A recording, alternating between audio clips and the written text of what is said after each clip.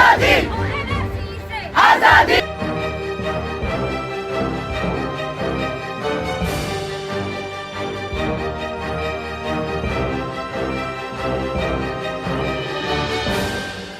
Hello, नमस्कार, आदाब, सत श्री अकाल और अस्सलाम वालेकुम। मैं मोहम्मद अहमद काज़मी लेकर आया हूँ आपका पसंदीदा कार्यक्रम नज़र दुनिया पर। मीडिया स्टार वर्ल्ड आपको नागरिकता संशोधन अधिनियम यानी CAA और राष्ट्रीय नागरिकता रजिस्टर NRC के बारे में दुनिया भर से सामने आने वाले रिएक्शन आप तक पहुँचा रहा है।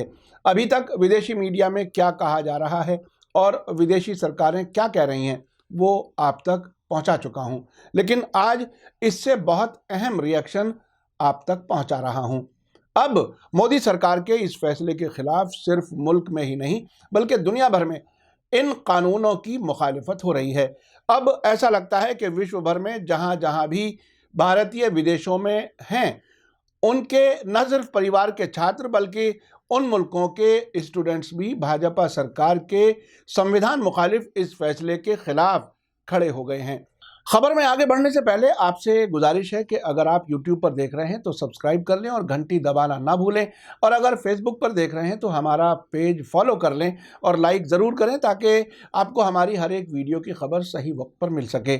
और अगर आपको हमारी खबर सच्ची और अच्छी लगे तो अपने WhatsApp ग्रुप, फेसबुक, इंस्टाग्राम और ट्विटर अकाउंट पर ज़रूर शेयर करें ताकि मीडिया स्टार वर्ल्ड की खबरें दुनिया भर तक पहुंच सकें। खबर यह है कि नए नागरिकता कानून के खिलाफ दुनिया भर में कई मुल्कों में, यूनिवर्सिटीज़ में और हमारी एम्बेसियों के सामने प्रोटेस्ट हो रहे हैं और भारत को उभरता हुआ नस्ल परस्त मुल्क कहा जा रहा है। इंग्लैंड की ऑक्सफोर्ड यूनिवर्सिटी से लेकर अमेरिका की हार्वर्ड यूनिवर्सिटी तक सभी जगह जामिया मिलिया इस्लामिया यूनिवर्सिटी में पुलिस कार्रवाई की मुखालिफत हो रही है।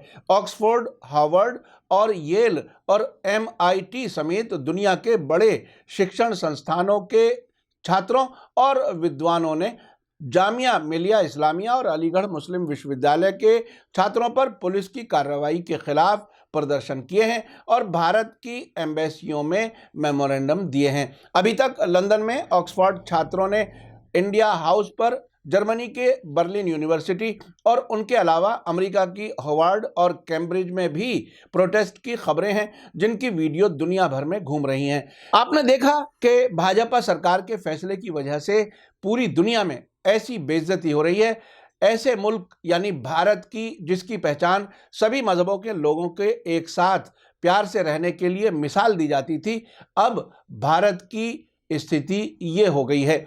ऑक्सफोर्ड, हार्वर्ड और येल और MIT समेत दुनिया भर के बड़े एजुकेशनल इंस्टीट्यूशंस में होने वाले विरोध प्रदर्शनों का असर दुनिया भर के और बड़े शिक्षण संस्थानों यानी एजुकेशनल इंस्टीट्यूशन तक पहुंच गया है, जहां छात्रों और विद्वानों ने जामिया मिलिया इस्लामिया और अलीगढ़ मुस्लिम विश्वविद्यालय AMU के स्टूडेंट्स पर पुलिस कार्रवाई के खिलाफ प्रदर्शन किए जा रहे हैं। इंडिया टुडे ने कई सोर्सेज से इकट्ठी की गई खबर में कहा है कि अमेरिका की कई यूनिवर्सिटीज़ के 400 से ज़्यादा स्टूडेंट्स ने जामिया और अलीगढ़ मुस्लिम यूनिवर्सिटी के स्टूडेंट्स के साथ एकजुटता यानी फ्रेटर्निटी जताते हुए एक जॉइंट बयान जारी किया है, जिसमें दिल्ली पुलिस के जरिए नागरिकता कानून के खिलाफ प्रोटेस्ट के दौरान लाठीचार्ज की निंदा की गई है।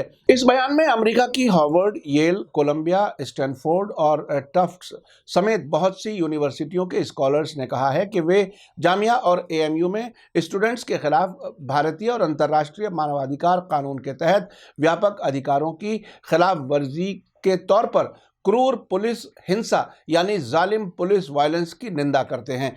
उधर ब्रिटेन की ऑक्सफोर्ड यूनिवर्सिटी के स्टूडेंट्स और स्कॉलर्स ने नागरिकता संशोधन अधिनियम और छात्रों पर पुलिस की कार्रवाई के खिलाफ लंदन में इंडिया हाउस के सामने विरोध मार्च किया है। इंडिया हाउस में भारत का उच्चायोग मौजूद है, जिसके बगल में ही BBC का हेडक्वार्टर बुश हाउस है।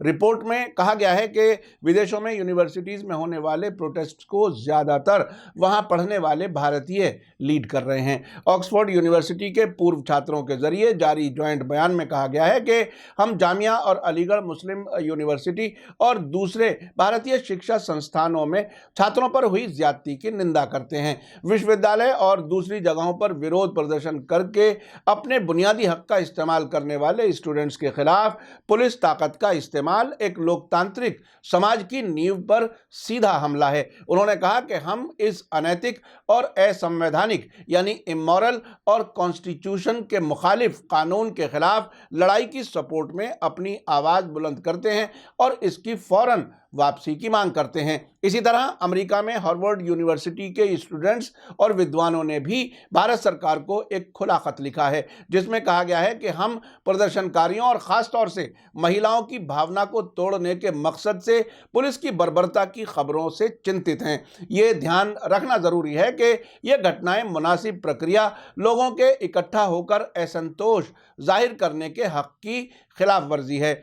इस खत में कहा गया है कि विरोध असुविधाजनक यानी इनकन्वीनियंट और डिस्टर्ब करने वाले हैं, लेकिन वे हमारे देश के धर्मनिरपेक्ष और लोकतांत्रिक ताने बाने को बनाए रखते हैं। शांतिपूर्ण प्रदर्शन के जवाब में पुलिस के जरिए प्रदर्शनकारियों का हिंसक दमन किया गया, लाठीचार्ज और शारीरिक हमले का इस्तेमाल किया गया। विश्वविद्यालय परिसरों में जबरदस्ती दाखिल होना और इसके नतीजे में इंटरनेट का बंद किया जाना सभी बहुत ज्यादा निंदनीय है।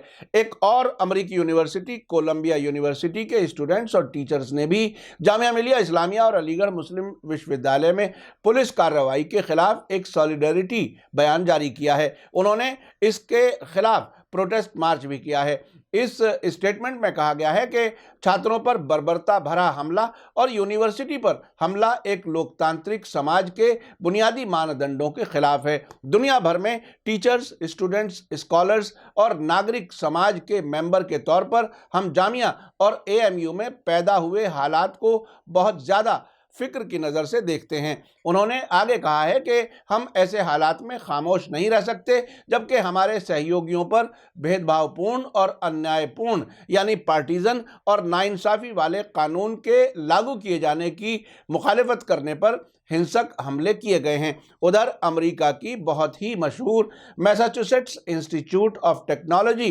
MIT में स्टूडेंट्स के जरिए इसी तरह के प्रदर्शन किए गए हैं, जिसमें हिस्सा लेने वालों ने मैरी क्रिसमस और हैप्पी न्यू ईयर कहते हुए पोस्टर हाथों में पकड़े हुए थे और खामोश मार्च कर रहे थे। इसी बीच फिनलैंड के टैम्परे में स्टूडेंट्स के एक ग्रुप ने व्हाट द फील्ड्स रिमेंबर नाम की डॉक्यूमेंट्री दिखाई और भारतीय दूतावास को अपना प्रोटेस्ट दर्ज कराने के लिए एक मेमोरेंडम भी दिया। टेम्पल यूनिवर्सिटी की एक स्टूडेंट अहल्या गणेश ने प्रेस ट्रस्ट ऑफ इंडिया को बताया कि डॉक्यूमेंट्री नेली नरसंहार के बारे में है, जो कानूनी मदद के बिना इसी तरह के बहाने से हुआ था।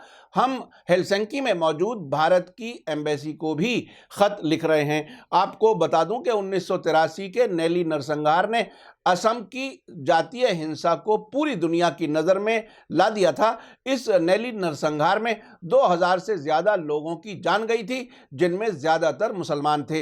अहल्या गणेश ने आगे कहा कि ये नागरिकता संशोधन अधिनियम और NRC एक सामूहिक नरसंहार यानी मास मर्डर की तरफ हालात को बढ़ा रहे हैं और सरकार शांतिपूर्ण प्रदर्शनकारियों और नागरिकों पर एक साथ आंसू गैस और गोलियों से हमला कर रही है। उन्होंने 5 राज्यों में सूचना को फैलने से रोकने के लिए फ़ोन और इंटरनेट सेवाओं को बंद किया हुआ है। इसी तरह के विशेष प्रोटेस्ट जर्मनी के शहर बर्लिन और स्विट्जरलैंड के शहर ज्यूरिख में भी हुए हैं।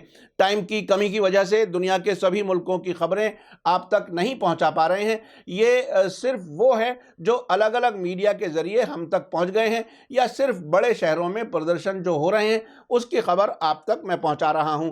लेकिन आपको ये तो मालूम हो ही गया होगा कि दुनिया भर में भारत को कितना बदनामी से गुजरना पड़ रहा है, सिर्फ भाजपा सरकार के जरिए देश के संविधान के खिलाफ फैसले लेने की वजह से।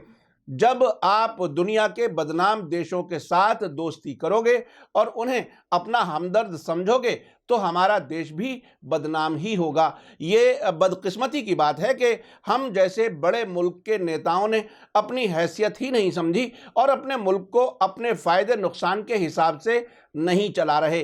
गुलामी करोगे तो देश बर्बाद होगा। अपनी इज्जत से जीना सीखो तो सर उठाकर देश का नाम ऊंचा कर सकोगे।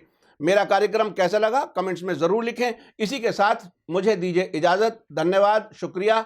जय भारत, जय हिंद।